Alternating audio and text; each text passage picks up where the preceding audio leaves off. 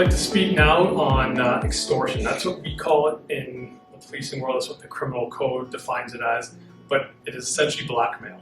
It's the same terminology, it's just a different word used for it. So if you're being blackmailed or extorted, you need to know this is a serious criminal offense.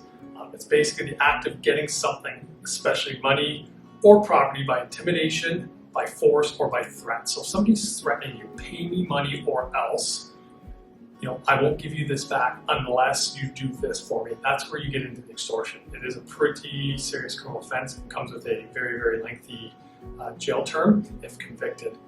So some of the advice we need to give you is cease contact with that suspect immediately. Stop the engagement, stop the conversation.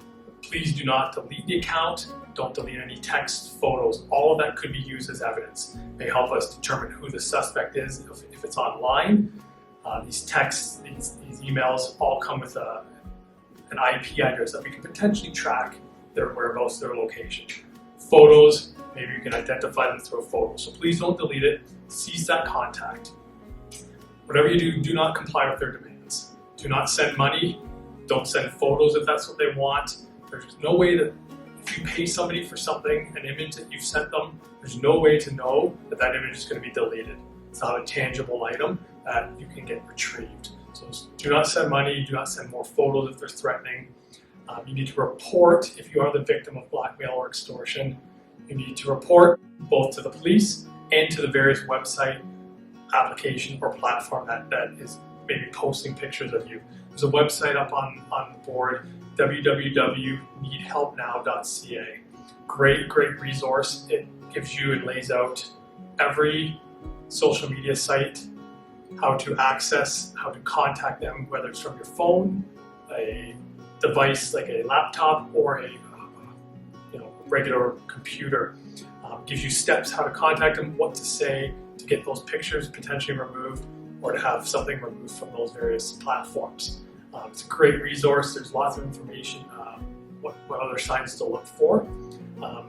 Unfortunately, a lot of people fall victim to this because of these threats of harm to family, threats of harm to yourself. They may use stock photos to threaten you. Quite often there'll be just generic photos of organized crime groups, drug cartel images, just depicting violence. They'll use those to threaten you to do what they want, pay money, give them this, do this for them. You just got to remember, a lot of these images are easily accessible and obtainable through Google Earth, old house sale images. So if they know where you live, they can bring up a picture. If your house has ever been sold, it's probably still a photo of it somewhere on the internet. So just be wary that it's very easy for them to pretend that they know where you are, what your house looks like, what you may look like, just through all the social media. NeedHelpNow.ca helps teens stop the spread of sexual pictures or videos and provides support along the way. If you or someone you know has been negatively impacted by a self-peer exploitation incident, we are here to help offer guidance on the steps you can take to get through it. As a parent, it can be difficult to believe that your child may engage or has engaged in self-peer exploitation, sexting. We want to help parents manage this growing social challenge by providing guidance on ways to talk to your teen about this issue, possibly to prevent this from happening, along with providing information on what to do if your child is negatively impacted by peers sharing a sexual picture or video. Having regular conversations with your teenager about the risks associated with using technology to experiment sexually is very important in increasing the chances of making safer online decisions. There is also information, resources, and tools to help you remove sexual pictures and videos from the internet.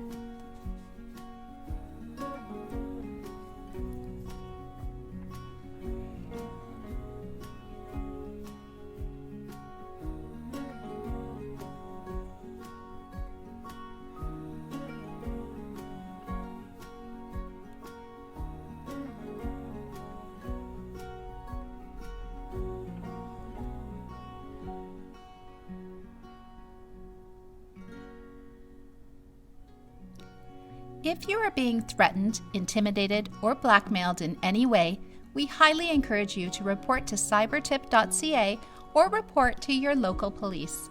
Cybertip.ca is Canada's tip line for reporting the online sexual abuse and exploitation of children.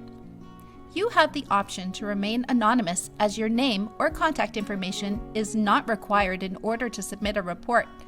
Also, they do not collect or disclose the IP address of a computer used to submit a report, except in very rare circumstances. Once they have processed a report, all information connected to it may be forwarded to law enforcement and/or child welfare for review and investigation.